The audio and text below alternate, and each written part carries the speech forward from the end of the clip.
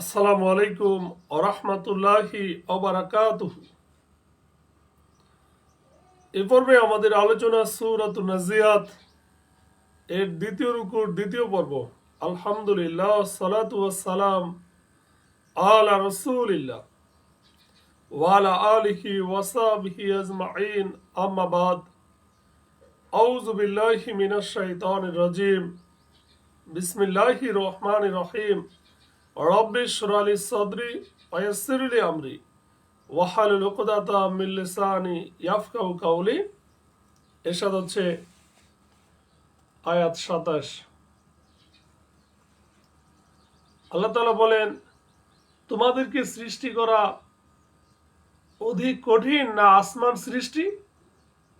তিনি তা বানিয়েছেন। আআনতুম আশাদ্দু খালকান আমিস সামা বানাহা। তো এখানে বিষয় হচ্ছে, আয়াতে মক্কার কাফেরদেরকে সম্বোধন করা হয়েছে। উদ্দেশ্য হলো এই ধমক দেওয়া যে যে আল্লাহ তাআলা এত বড় আসমান এবং তার আশ্চর্যজনক বস্তুকে সৃষ্টি করতে পেরেছেন, তার জন্য কি পুনরায় মানুষকে জীবিত করা অসম্ভব কাজ? রফাআ সামকাহা ফাসাওয়াহা, তিনি আসমানের ছাদকে উচ্চ করেছেন এবং তাকে সুসম্পন্ন করেছেন। হি রেজড ইটস সিলিং অ্যান্ড প্রপোর্শনড ইট। তো এখানে সামকা অর্থ ছাদ বলেছেন কোন কোন আলেম। এই সুবিন্যস্ত করার অর্থ হলো তাকে এমন আকৃতি ও গঠন দান করা যাতে তাতে কোনো প্রকার খুঁত, ত্রুটি, বঙ্কিমতা ও ফাটল না থাকে। ওয়াগতাশা লাইলাহা ওয়াখরাজা দুহাহা, আর তিনি এই পৃথিবীর জন্য এই রাতকে অন্ধকারাচ্ছন্ন করেছেন এবং এর দিবালোক প্রকাশ করেছেন। তার মানে চাষের সময়টা হলো খুবই উত্তম ও উৎকৃষ্ট সময়। অর্থাৎ আল্লাহ তাআলা দিনকে সূর্য দ্বারা উজ্জ্বলময় করেছেন। ওয়াল আরদা বা'দা যালিকা দাহাহা, আর জমিনকে এরপর তিনি বিস্তৃত করেছেন। তো এখানে দাহাহা মানে হচ্ছে সমতল, বিস্তৃত, বাস উপযোগী করা। পৃথিবী সৃষ্টি হয়েছে আকাশের পূর্বে, কিন্তু তাকে বিস্তৃত করা হয়েছে আকাশ সৃষ্টির পর। এখানে সেই তত্ত্বই বর্ণিত হয়েছে। সমতল ও বিস্তৃত করার মানে হলো পৃথিবীকে সৃষ্টির বাস উপযোগী করার জন্য যে সমস্ত জিনিসের প্রয়োজন আল্লাহ তাআলা তার প্রতি গুরুত্ব দিলেন। যেমন জমিন থেকে পানি নির্গত করলেন, অতঃপর তা হতে নানা খাদ্য সামগ্রী উৎপন্ন করলেন। পাহাড় সমূহকে পেরেক স্বরূপ মজবুত ভাবে জমিনে গেড়ে দিলেন যাতে জমিনটা না হিলে, অর্থাৎ হেলে না পড়ে। আল্লাহ তাআলা বলেন আয়াত 31, আখরাজা মিনহা মাআহা ওয়া মারআহা, তিনি তার ভিতর থেকে বের করেছেন তার পানি ও তার তৃণভূমি। ওয়াল জিবালা আরসাহা, আর পর্বতগুলোকে তিনি দৃঢ়ভাবে প্রতিষ্ঠিত করেছেন। মাতাআল লাকুম ওয়া লিআনআমিকুম, তোমাদের ও তোমাদের চতুষ্পদ জন্তুগুলোর জীবন উপকরণ স্বরূপ। ফাইদা জাআতিত তাম্মাতুল কুবরা, অতঃপর যখন মহাপ্রলয় আসবে। But when there comes the greatest overwhelming calamity, ইয়াউমা ইয়াউমা তাযাক্কারুল ইনসানু মা সাআ, সেদিন মানুষ স্মরণ করবে তা যা সে চেষ্টা করেছে। অবুররিজাতিল জাহিমু লিমাই ইয়ারা, আর জাহান্নামকে প্রকাশ করা হবে তার জন্য যে দেখতে পায়। অর্থাৎ প্রত্যেক কাফেরদের সম্মুখে তা উপস্থিত করে দেওয়া হবে, যাতে তারা দেখতে পায় বা বুঝে নেয় যে তাদের এখন থেকে চিরকালের জন্য ঠিকানা হবে জাহান্নাম। মুমিন এবং কাফের উভয়ই জাহান্নামকে সেদিন দেখবে। মুমিনগণ তা দেখে আল্লাহর কৃতজ্ঞতা জ্ঞাপন করবে যে তিনি আমাদেরকে ঈমান ও নেক আমলের বদৌলতে এই জাহান্নাম থেকে পরিত্রাণ দিয়েছেন।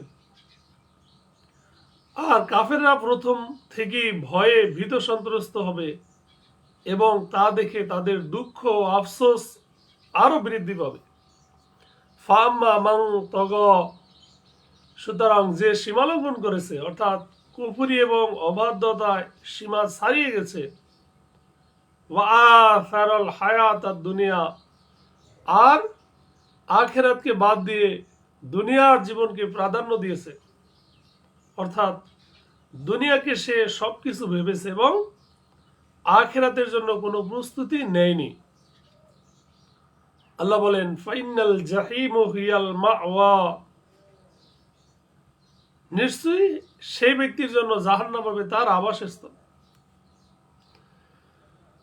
এছাড়া তার কোনো অন্য কোনো ঠিকানা হবে না যাতে সে তা হতে আশ্রয় নিতে পারবে। ওয়াম্মা মান খাফা মাকামা রাব্বিহি ওয়া নাহান নাফসা আনিল হাওয়া, আর যে সে রবের সামনে দাঁড়ানোকে ভয় করে এবং কুপ্রবৃত্তি থেকে নিজেকে বিরত রাখে। প্রথম বিষয় হচ্ছে এই ভয়, যে যদি আমি পাপ এবং আল্লাহর নাফরমানি করি তাহলে আমাকে আল্লাহ তাআলার শাস্তি হতে কেউ বাঁচাতে পারবে না। এই জন্যই সে পাপাচার থেকে দূরে থেকেছে। দ্বিতীয়ত, সে নিজেকে সেই সব পাপাচার এবং হারামকৃত জিনিসে লিপ্ত হওয়া থেকে বাঁচাতো যেদিকে তার মন আকৃষ্ট হতো, অর্থাৎ নফসের অনুসরণ সে করেনি।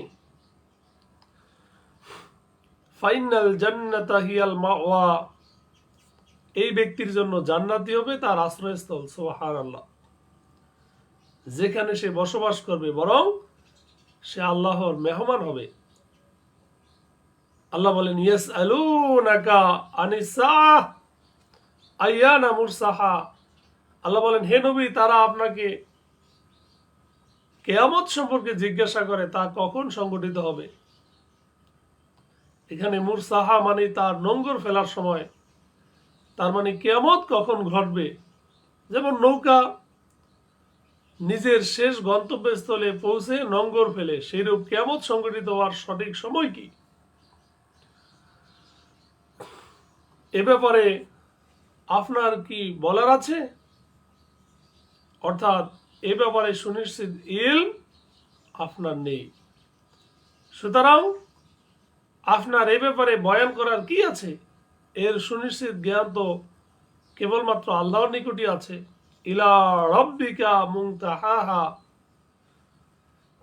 অর্থাৎ এর চূড়ান্ত জ্ঞান আছে আপনার প্রতিপালকের কাছে।